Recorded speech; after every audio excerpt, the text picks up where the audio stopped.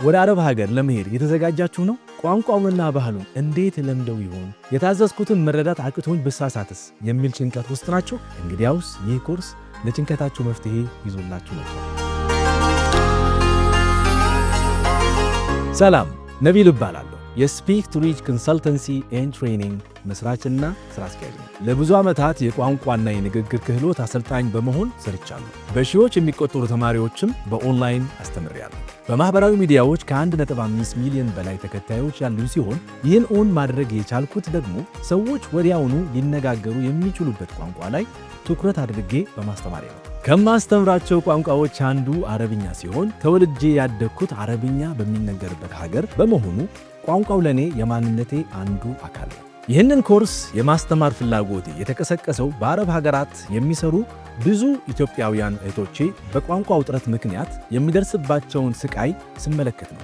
የቋንቋ አለመግባባት እንዴት ፍርሃትን፣ መሳሳትንና አላስፈላጊ እንግልትን እንደሚፈጥር በአይኔ በቅርበት አይቻለሁ። ችግሩ የት ጋር እንደሆነና ምን ያህል ከባድ እንደሆነ በሚገባ እረዳለሁ። እዚህ የተገኘሁትም ያንን ፈተና ወደ ጥንካሬ ለመቀየር ነው። ታዲያ ይህ የአረብኛ ቋንቋ ኮርስ ትኩረት የሚያደርገው በአረብ ሀገራት በአሰሪና ሰራተኛ መካከል ያለውን የቋንቋ ክፍተት በሚደፍኑ ትክክለኛ የንግግር ዘይቤዎች ላይ ሲሆን በእነዚህ ሀገራት ውስጥ በልበ ሙሉነት ለመኖርና ለመስራት የሚያስችል የህይወት ድልድይ ነው።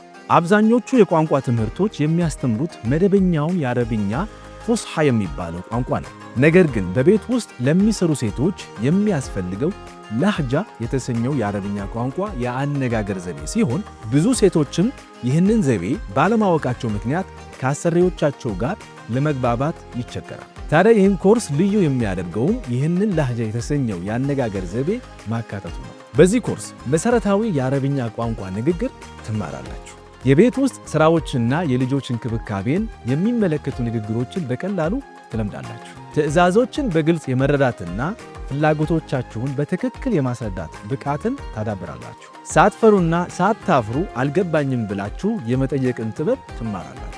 በአስቸጋሪ ሁኔታ ውስጥ እንኳን በልበ ሙሉነትና በክብር የመነጋገር ብቃት ይኖራችኋል። ታዲያ ይህ ኮርስ የተዘጋጀው ወደ አረብ ሀገራት ለመሄድ ዝግጅት ላይ ላላችሁ፣ በአሁኑ ሰዓት አረብ ሀገር ሆናችሁ በቋንቋው ችግር ስራችሁ ለተስተጓጎለባችሁ፣ በአሰሪ ፊት መናገር ለሚያስፈራችሁና ሕፃናትን ወይም አረጋውያንን ለመንከባከብ ለምትሄዱ እህቶች ነው። ይህንን ኮርስ ለመማር የሚያስፈልጋችሁ ስማርት ስልክ፣ ኢንተርኔትና የመማር ፍላጎት ብቻ ነው። ያለምንም ፍርሃት በራስ በመተማመን ስኬታማ የሥራ ሕይወት ለመምራት ዛሬውኑ speak2reach.et ላይ በመግባት ተመዝገቡ።